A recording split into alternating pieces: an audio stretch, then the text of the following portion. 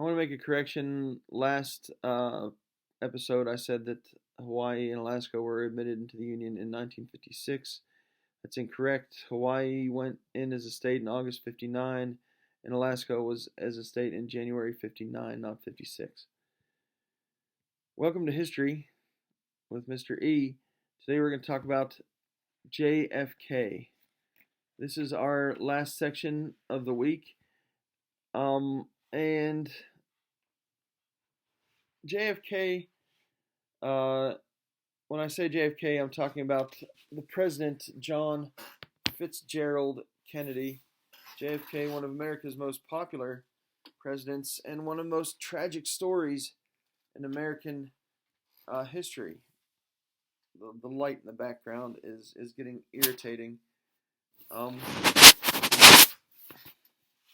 See if we can change the camera a little bit.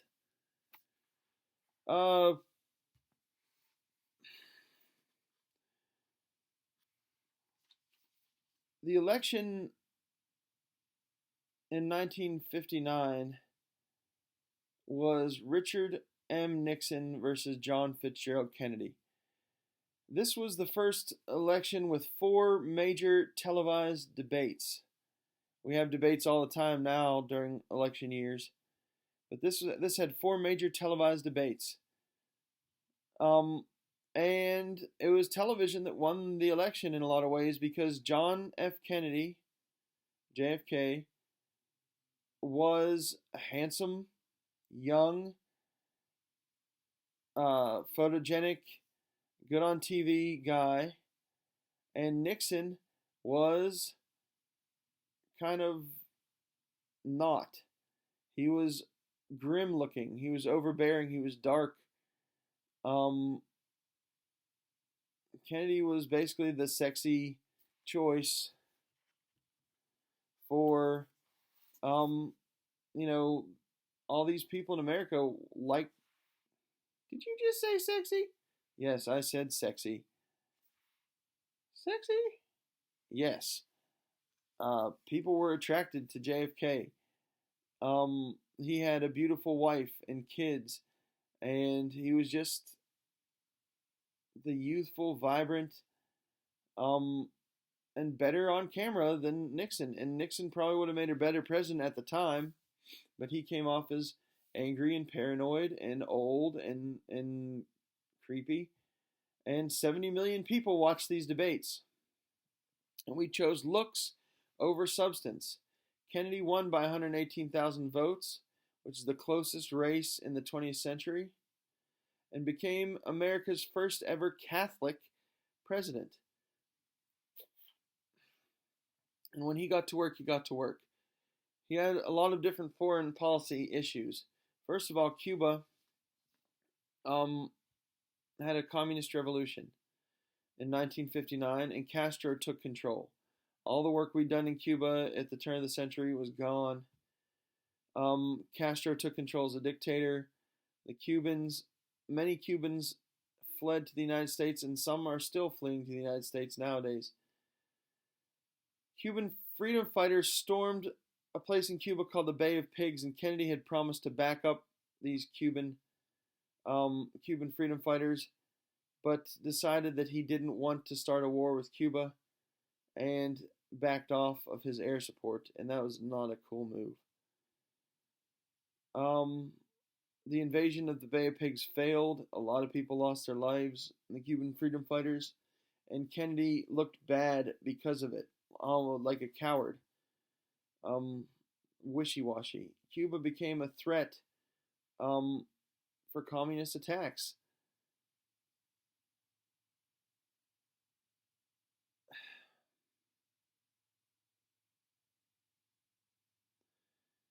And remained a threat for many years and caused an entire era of paranoia and panic in the United States in the 1960s.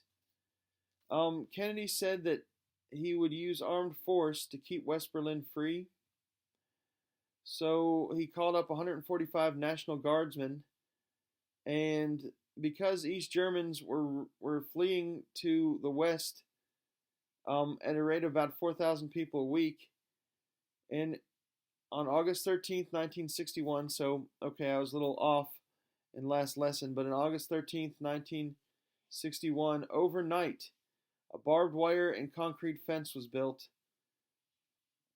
in East Berlin to block off East Berlin and keep it communist, and West Berlin from, keep people from escaping to West Berlin. It was patrolled by guards, and it lasted for about 30 years. So yeah, I said last time that the Berlin Wall was already standing, but it wasn't. It didn't. It was just patrolled by Russian troops, and the Berlin Wall was built in 1961. It's one of the most horrible things that the Russians did during the Cold War to keep these families apart. So this Cuban Missile Crisis is the next thing we're going to talk about. The president ordered a naval blockade of Cuba to keep Soviet missiles and warheads out of Cuba because Cuba had fallen to communism. They'd allied with Russia, and Russia saw this as a massive opportunity. Cuba is 90 miles from American shores in Florida. 90 miles. And so JFK had to order a naval blockade of Cuba to keep the Soviet missiles and warheads out of Cuba. Khrushchev wouldn't back down, and Kennedy stood firm, and we basically stared at each other across the water for a long time, under threat of massive force. Russia eventually backed down, and the U.S. promised that they would never invade Cuba. But all of a sudden, Cuba was full of nuclear warheads that could drop on America at any time. And, it caused a panic in the United States. Mom and Dad, even in Ohio, used to have fallout drills where, like we have tornado drills, they would have to go underneath their desks and cover their heads in case a nuclear bomb was dropped. During this era, also, was the Peace Corps. In 1961, the Peace Corps was formed by volunteers and mostly college students to improve the health and farming in poor rural villages around the world. By 1965, there were 10,000 volunteers in 46 countries. I used to love the Peace Corps until they destroyed parts of the Nazca lines, trying to do a viral video campaign. The Nazca lines are a monument in Peru.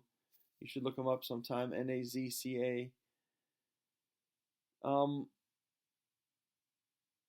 Maybe that was Greenpeace that did that. Anyhow, the Peace Corps, by 1965, had 10,000 volunteers in 46 countries.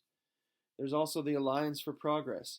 In 1961, every country in the Western Hemisphere except for Cuba joined the Alliance for Progress to encourage democracy and invest in Latin America.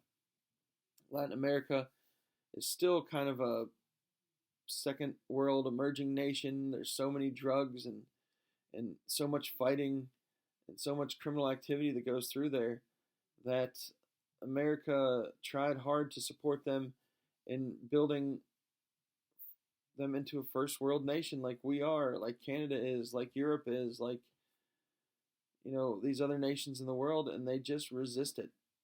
And that's it for foreign stuff, but we're also going to talk today about the Civil Rights Movement. There was a court case called Brown versus the Board of Education, which called for racial desegregation of all public schools in America. In this era, there was black schools and white schools, and they wanted to desegregate the schools, so that this Brown versus the Board of Education went up and passed and desegregated schools. But a lot of towns and places, especially in the American South, resisted that. There was a man named Martin Luther King Jr., a minister who supported, in December 1955, a lady named Rosa Parks. Rosa Parks was an African American woman who was told to go and sit in the back of the bus. Back then, if you rode public transport, blacks were in the back of the bus, whites were in the front of the bus. Rosa refused to sit in the back of the bus in Montgomery, Alabama, and was arrested for it. Martin Luther King Jr. Helped to organize a boycott of the buses in the area. And in 1957, it went all the way to the Supreme Court, which ordered the buses to desegregate, where blacks could sit wherever they wanted and whites could sit wherever they wanted. This civil rights program, started by Rosa Parks and Martin Luther King Jr., quickly spread nationwide. In 1957, the governor of Arkansas ordered the National Guard to block any black students from entering the Little Rock Central High School. And Eisenhower had to send 1,000 American troops just to let students in to go to school there. Martin Luther King Jr. formed the Southern Christian Leadership Conference, the SCLC, in 1957, as a group of nonviolent resistance or nonviolent protest to struggle for civil rights. And in the 1960s, they had a lot of things called sit-ins, where they would just go and fill a place to try to push for civil rights and just sit there. Not violent, but just sit there to prove their point. They organized freedom rides on buses where black people would fill buses and sit where they wanted. They refused to use things like segregated bathrooms where black people weren't allowed to use bathrooms. They refused to use segregated water fountains where there's a black water fountain and a white water fountain, or waiting rooms in hospitals. Refused to be segregated from them. The only problem was when Martin Luther King Jr. went into a town, things were great. He'd give a speech. He'd do all these great things for the civil rights movement, but then when he would leave the town, there was usually riots and looting because people didn't know how to be peaceful and protest without a leader like Martin Luther King Jr. there to organize it. I had a friend who served in the military for years and said that they had to go and keep the peace in several towns after Martin Luther King Jr. left because of these riots, which was in my opinion, a very sad thing. In 1961, segregation was banned from any facilities used by interstate buses. In 1962, James Meredith, a black student at the University of Mississippi, received death threats, and 5,000 U.S. troops had to be sent into the University of Mississippi. In 1963, lunch counters, like little restaurants where you could go in and sit at the counter and eat a sandwich for lunch. All theaters and all hotels were desegregated. 1963 is the year that Martin Luther King Jr. made his I Have a Dream speech. You need to look that up on YouTube and listen to it. The I Have a Dream speech. In fact, that's an assignment. So after this, go on YouTube, type in Martin Luther King Jr. I Have a Dream speech and listen to it. 200,000 people gathered at the Lincoln Memorial to hear that speech. And the civil rights movement was underway. Other great accomplishments for Kennedy was the space program. Werner von Braun was a former German scientist who helped Kennedy build space shuttles to land a man on the moon. It was a race between us and the Soviets to land a man on the moon. The Soviets were in space by 1961. The U.S. was in space by 1962. The first American in space was actually in 1961, not even 1962, was Alan B. Shepard. He was the first in space. The first in orbit was John Glenn in 1962. Another thing that Kennedy did was a physical fitness program, the Presidential Fitness Program. He encouraged professional sports. He encouraged tourism at the White House. Jackie Kennedy redecorated and renovated the White House. And they also encouraged the restoration of other historic buildings to promote that tourism and pride in our nation and its historic background. He also, unfortunately, strengthened the welfare program with his New Frontier campaign that continued the New Deal. Welfare increased. The government ended up having to borrow money just to pay for welfare. He borrowed money from Americans through treasury bills, which were like war bonds, but just at a time not of war. And by the mid 1960s, the government was operating pretty much only on credit. And then a terrible thing happened on November 22nd, 1963. The Kennedys flew into Dallas, Texas, and were on what they called a motorcade, which is basically the president driving through Dallas in an open-topped convertible car. You know, can you ever imagine Donald Trump driving anywhere in an open convertible? Absolutely not. He's in a car that has 3-inch thick bulletproof glass in the windows and completely bulletproof and probably nuclear attack proof too. The Kennedys were driving through Dallas and and JFK and one of his bodyguards were shot. One of the shooters, and the only one that's ever been caught or convicted, he never even went to trial, was Lee Harvey Oswald. He shot him from a book depository that they were passing from an upper window. Kennedy was probably shot by 2 or 3 different people all at once, but Lee Harvey Oswald put a bullet through his brain, and Kennedy died. As Oswald was being moved from one place to the other, a man named Jack Ruby murdered him, shot him, and President Lyndon Baines Johnson was sworn in. Now, it's one of your assignments is to look into the JFK assassination. Your other assignment, obviously, is to listen to the "I Have a Dream" speech. There's so much conspiracy around the JFK assassination. Nobody knows who did it or how it really happened or why it happened. They think that JFK may have had ties to the mob, or it could have been communists that had him shot.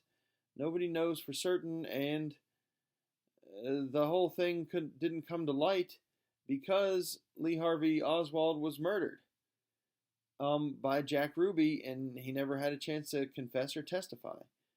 So nobody really knows for sure. So I want you to look up on Wikipedia not only the "I Have a Dream" speech, but also maybe some JFK conspiracies, theories about his death.